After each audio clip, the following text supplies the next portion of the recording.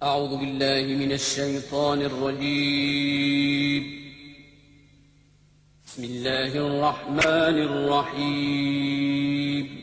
إن الله اشترى من المؤمنين أنفسهم وأموالهم بأن لهم الجنة يقاتلون في سبيل الله فيقتلون ويقتلون وعدا عليه حقا في التوراة والإنجيل والقرآن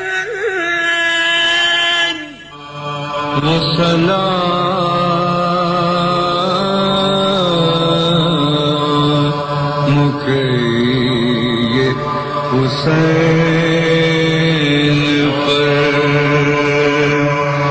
کہ بہشت جسے کا صلہ ملے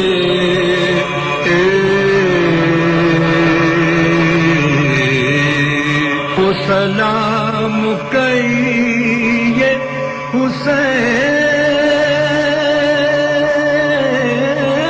پر کہ بہشت جس کا صلہ ملے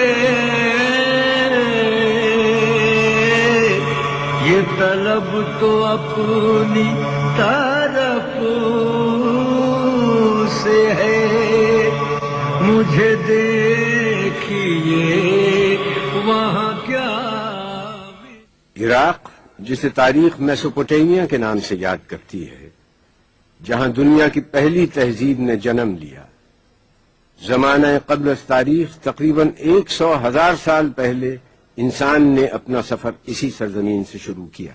تحریر سب سے پہلے عراق میں سومیرین نے لکھنی شروع کی.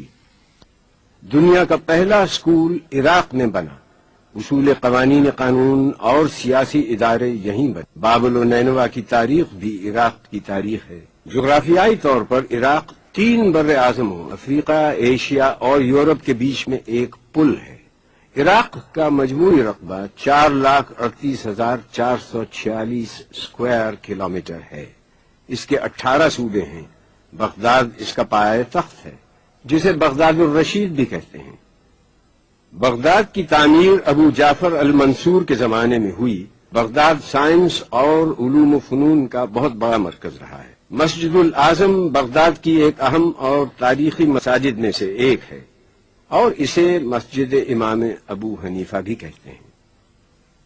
آپ کی وفات 150 ہجری میں ہوئی. آپ کا مقبرہ بھی اسی مسجد میں موجود ہے.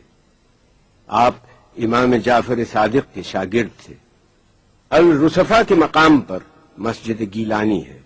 یہ جگہ باب الشیخ کے نام سے مشہور ہے. یہاں الشیخ عبد القادر گیلانی کا مزار ہے.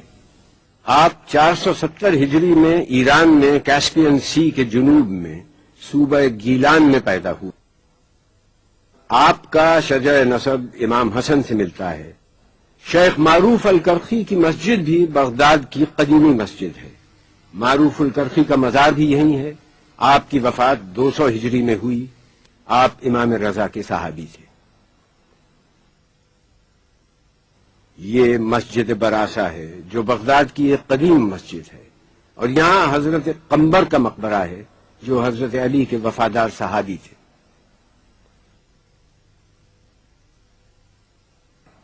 الکاظمیہ عراق کا قدیم ترین علاقہ ہے.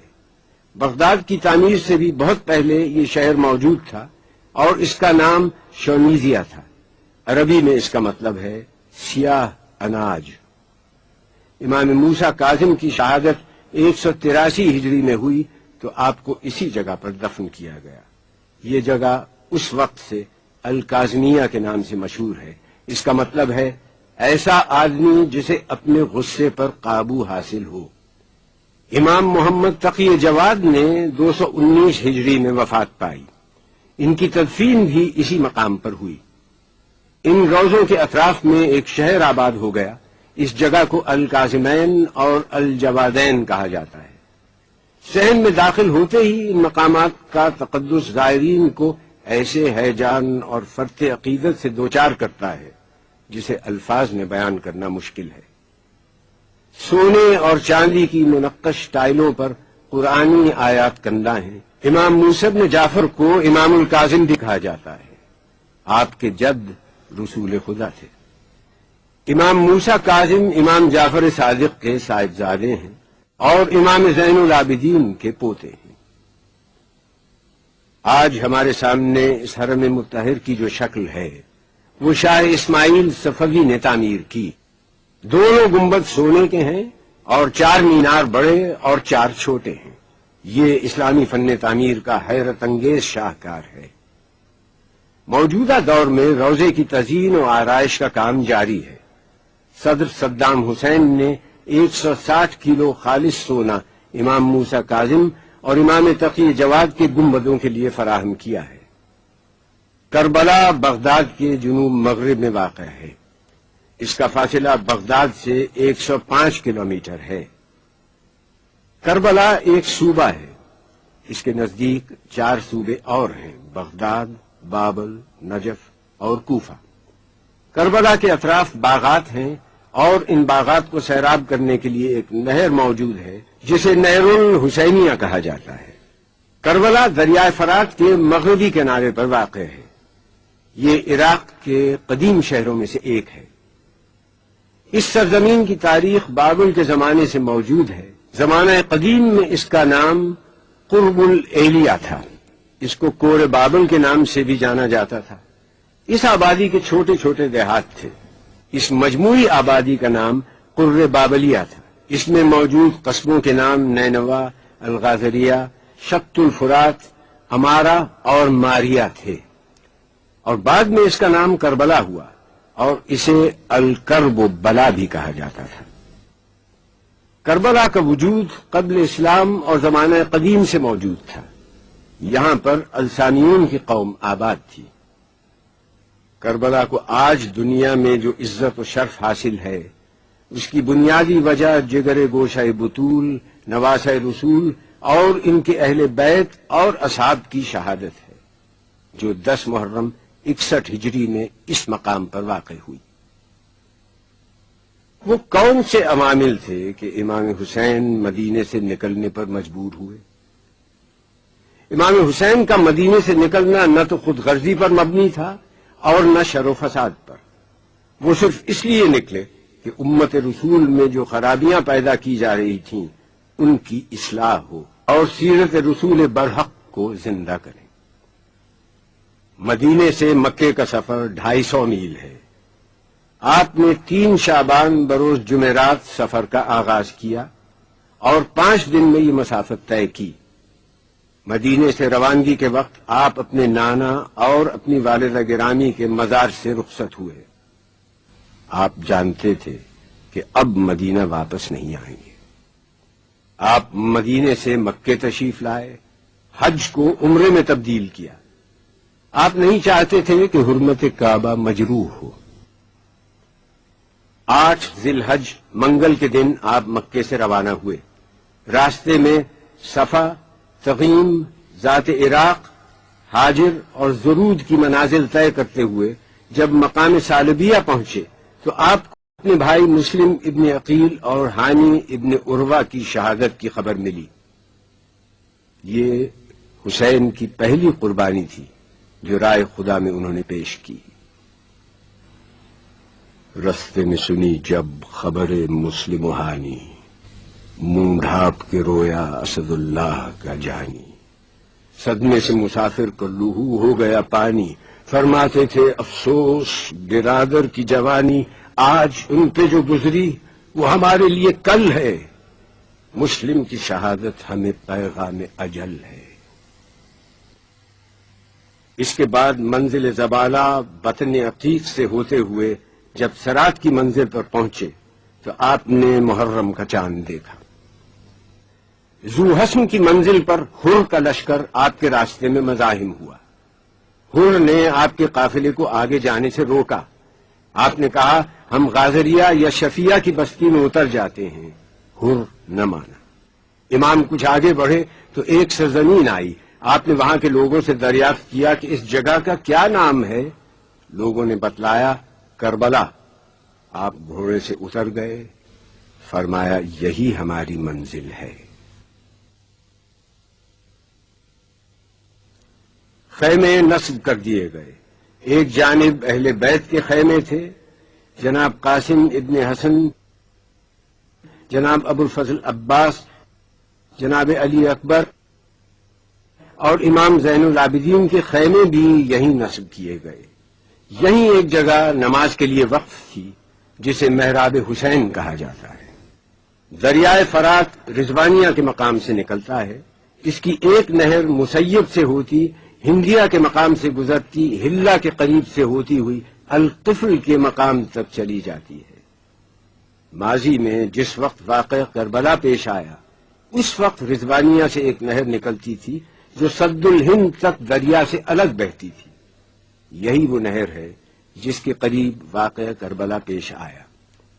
آج اس نہر کا وجود کربلا میں نہیں ہے، لیکن ایک نہر کا وجود ہے جو روضہ حسینی سے کافی فاصلے پر واقع ہے اور اسے نہر حسینی کہا جاتا ہے.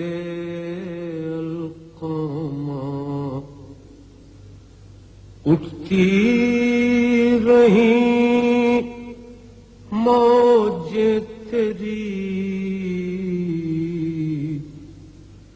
اے نہر القامہ، ایک مشک پانی کے لیے عباس کے شان کٹے، ندی لہو کی بہ گئی اے نہر القامہ.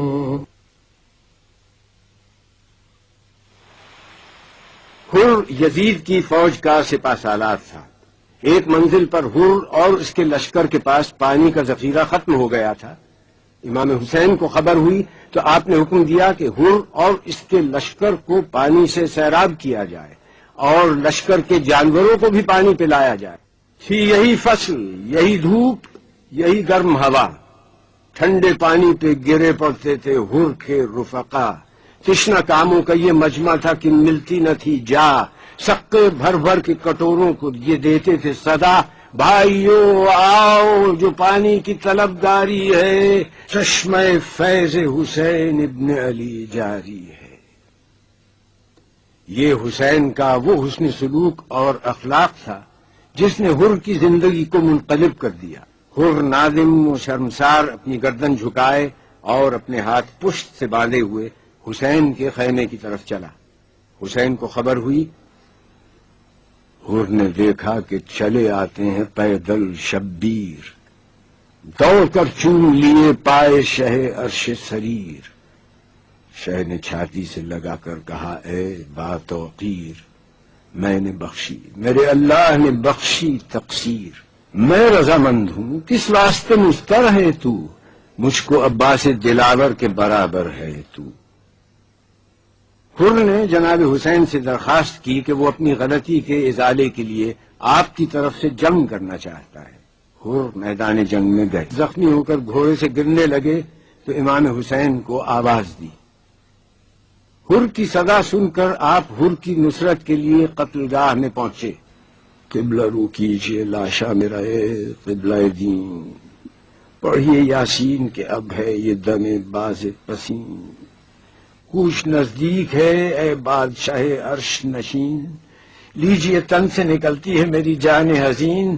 بات بھی اب تو زباں سے نہیں کی جاتی ہے، کچھ اڑا دیجئے مولا، مجھے نیند آتی ہے. مسیب ایک چھوٹا سا قصبہ ہے، کربلا سے تقریباً 40 کلومیٹر کے فاصلے پر ہے. حضرت مسلم ابن عقیل کے صاحبزادوں سید محمد اور سید ابراہیم کے مزارات ہیں. حضرت مسلم بن عقیل سفیر امام حسین تھے.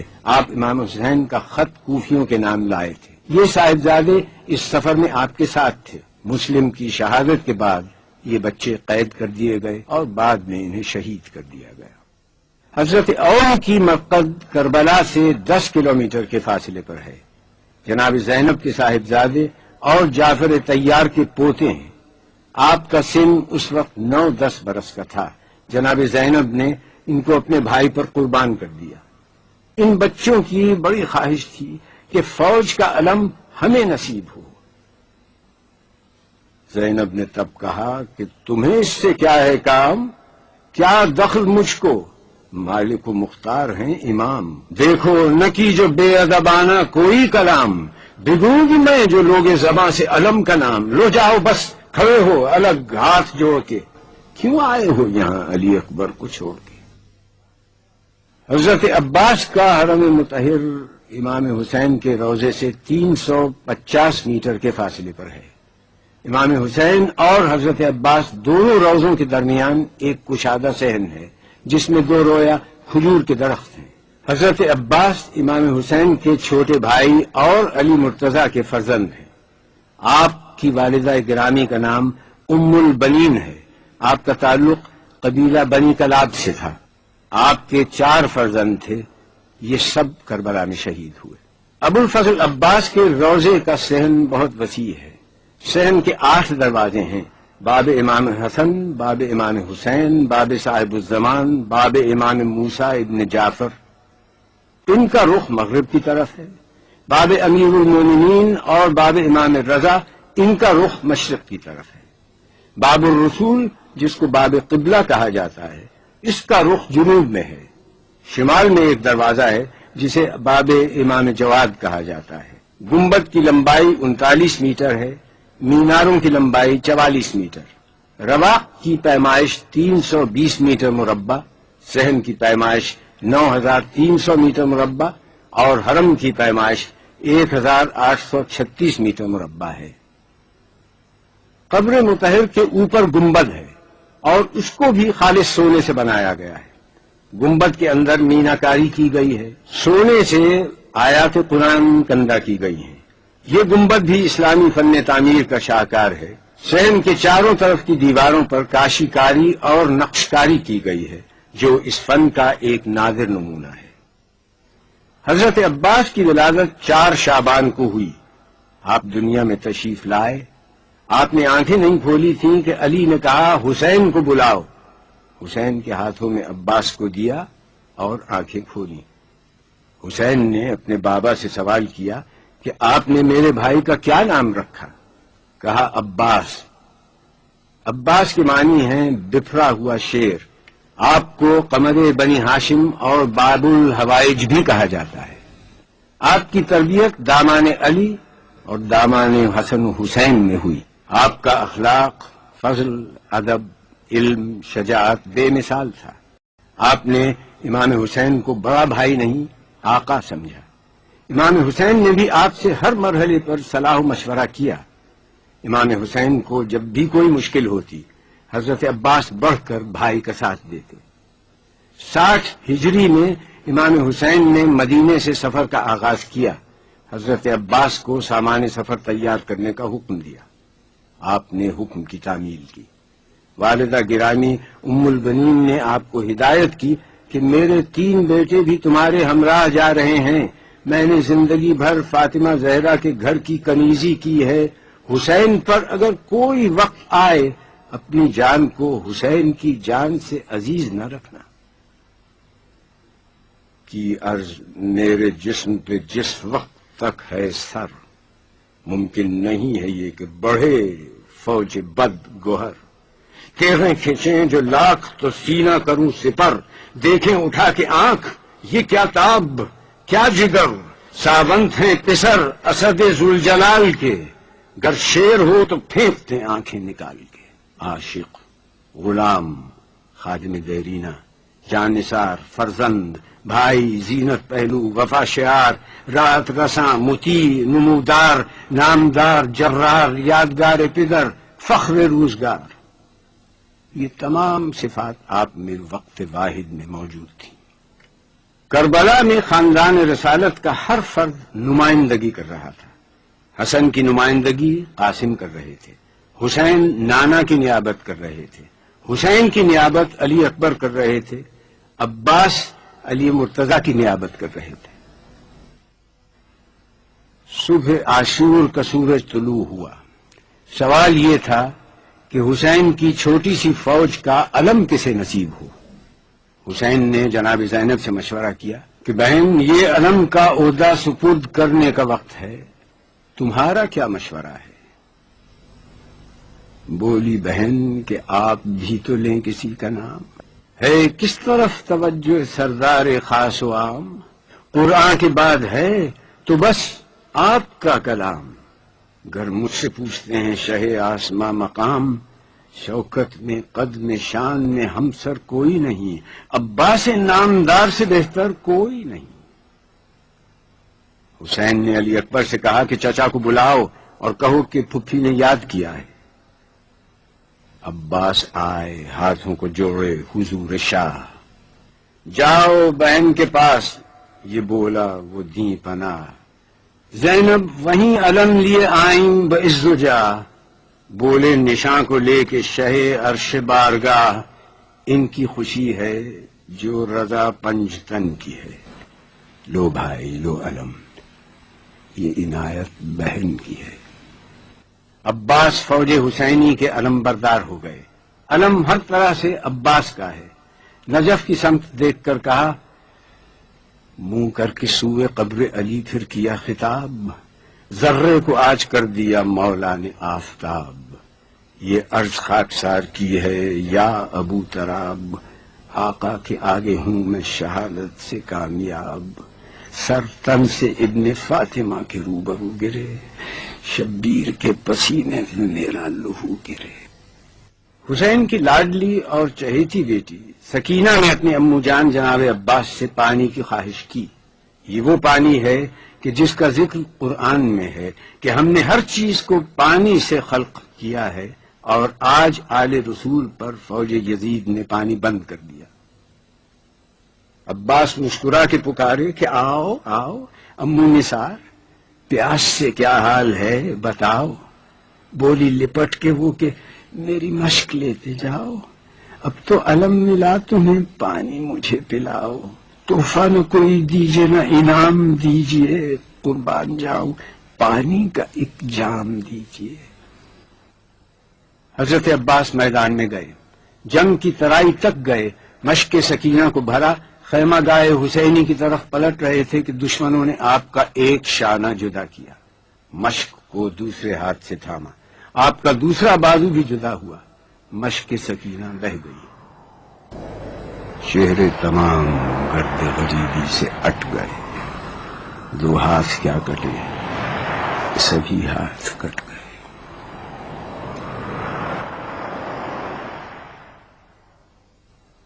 سورہ توبہ میں ارشاد ہے، بے شک اللہ نے مومنین سے ان کی جان و مال کو جنت کے عوض خرید لیا، وہ اللہ کی راہ میں لڑیں گے، قتل کریں گے اور قتل ہو جائیں گے، یہ سچا وعدہ ہے، اس کا ذکر قرآن، توریت اور انجیل میں بھی موجود ہے۔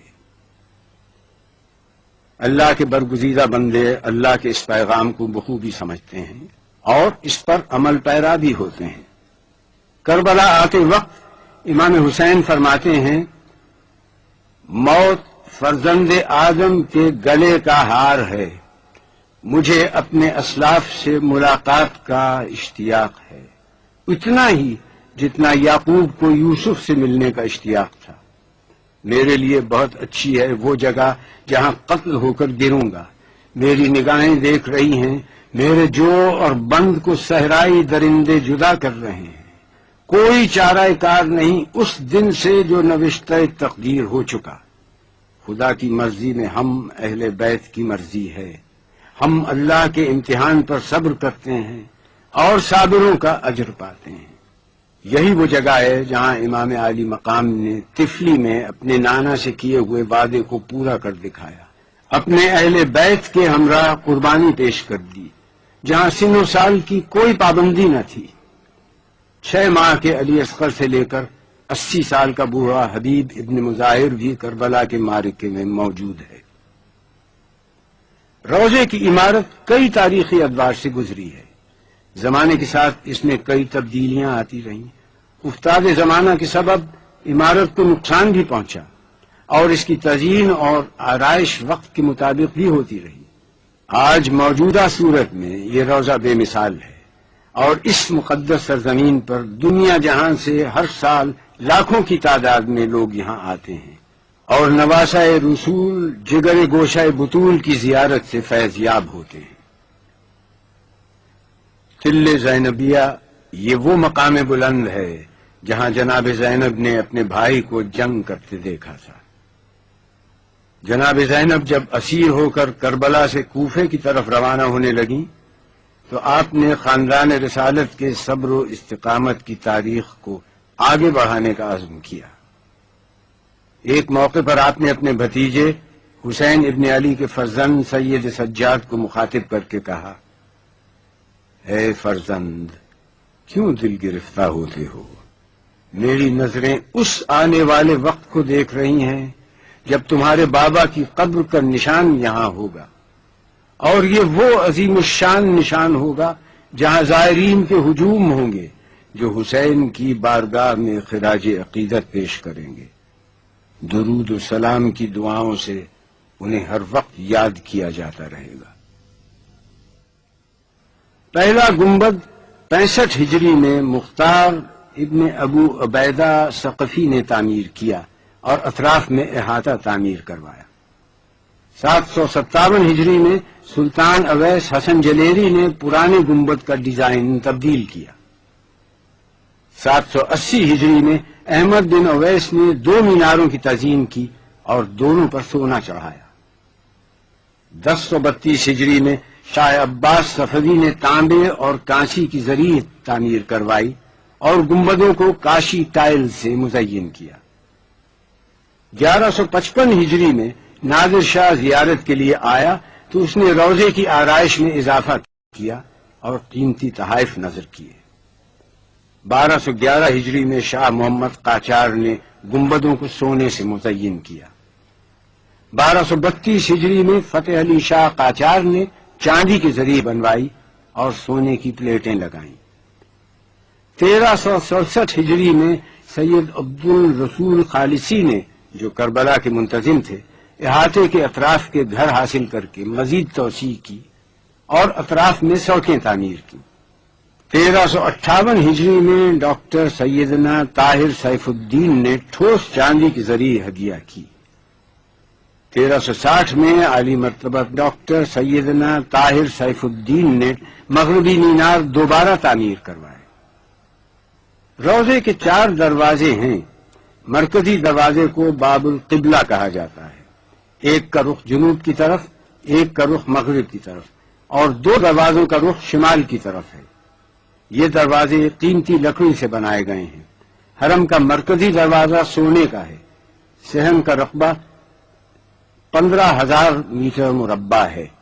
دیواروں پر اسلامی نقاشی کی گئی ہے جو آنکھوں کو خیرہ کر دیتی ہے. ذریعہ مبارک میں بائیں جانب 6 ماہ کے شیرخوار عبداللہ بن حسین آرام فرما رہے ہیں، جنہیں علی اصغر اور باب الحوائج بھی کہا جاتا ہے. دائیں جانب علی اکبر آرام کر رہے ہیں. آپ کی عمر 18 برس تھی. آپ کی والدہ ام لیلہ تھی. آپ شبیہ رسول تھے اور خانوادہ رسالت کے پہلے شہید. دائیں جانب شہدائے کربلا دفن ہیں. حسین جب مدینے سے روانہ ہوئے تو آپ کے ساتھ ایک بڑی تعداد تھی، مگر روز عاشور اس جماعت میں صرف 72 افراد باقی رہ گئے تھے.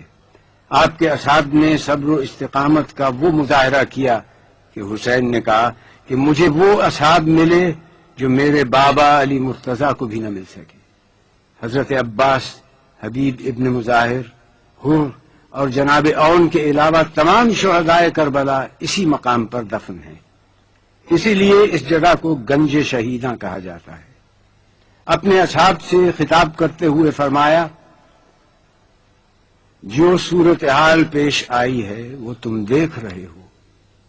یقیناً دنیا کا رنگ بدل گیا ہے اور اس کی نیکی رخصت ہو چکی ہے، اس میں کچھ باقی نہیں رہ گیا ہے سوائے اس تھوڑی سی تری کے جو پانی بہہ جانے کے بعد کسی برتن میں باقی رہ جاتی ہے، اور ایک پست زندگی جو زہریلی گھاس کی مانند ہے۔